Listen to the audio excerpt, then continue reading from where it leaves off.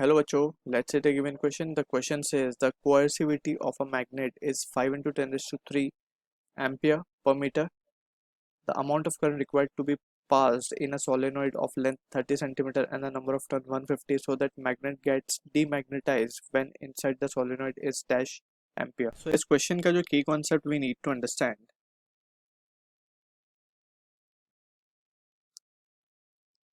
is the concept of uh, magnetization and magnetizing field.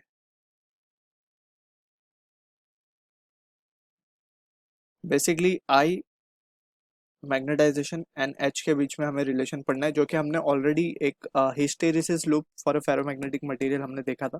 तो उसी तरीके के ये सिचुएशन है यहाँ पे। अगर हम कोएसिविटी की बात करें, थोड़ा सा हम वो ग्राफ को रिकॉल कर लेते हैं, तो कुछ इस तरीके से हमें ग्राफ मिलता था आई वर्सेस एच का। ये हमारा आई है, दिस इज अवर एच। तो हमने ग्राफ जो देखा था वो कुछ इस तरीके से था, इस तरीके से,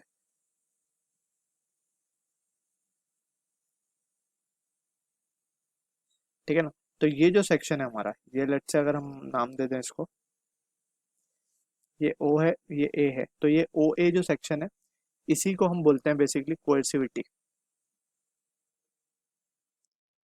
कोएर्सिविटी, ठीक है।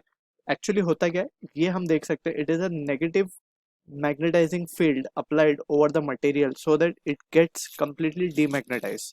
सो इसे हम कोएर्सिविटी बोलते हैं। तो हमें पता है जो मैग्नेटिक फील्ड होता है it is dependent on the two factors, internal जो हम मैग्नेटाइजेशन बोलते हैं and external due to the magnetizing field जो हम लगाते हैं मैग्नेट के ऊपर बाहर से या मटेरियल के ऊपर बाहर से। So it is mu not I plus H, right. अब इंटरनल फैक्टर तो यहाँ पे जीरो हो जाएगा क्योंकि हम देख सकते हैं कि आई यहाँ पे क्या है, I is zero, magnetising magnetisation is zero but H is not equal to zero, H कुछ नेगेटिव वैल्यू है, ठीक है।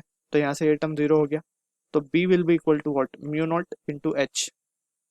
H basically is nothing but the negative, जो हमने जैसे डिस्कस किया, it is the negative value of magnetising field. Coercivity is nothing but the negative value of magnetising field that we apply so that the material get completely demagnetized. So यहाँ पे हम लिख सकते हैं, and यहाँ पे we have been also we can write coercivity हमारे पास है, ये जो B है बेसिकली, B को हम क्या लिख सकते हैं, it is the magnetic field, right। और ये क्योंकि एक सोलेनॉइड है तो सोलेनॉइड के अंदर मैग्नेटिक फील्ड का वैल्यू होता है mu naught N I and that will be equal to mu naught H. तो यहाँ से हम देख सकते हैं म्यू नॉट से mu naught cancel and we are interested in finding the value of current. तो current will be equal to what, H by N.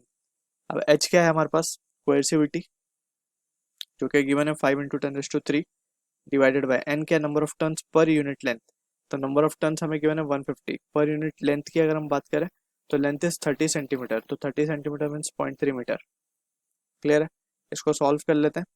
तो we can have this value as 5 one जा 5 30 जा, clear. और यहाँ से एक zero भी cancel, ये हो जाएगा 0.1। तो यहाँ पे बचा है हमारे पास 100 into 0.1 will be 10। So 10 ampere will be the value of current that need to be flown inside the solenoid to get the magnet as completely demagnetized. So I hope you understood the solution. All the best.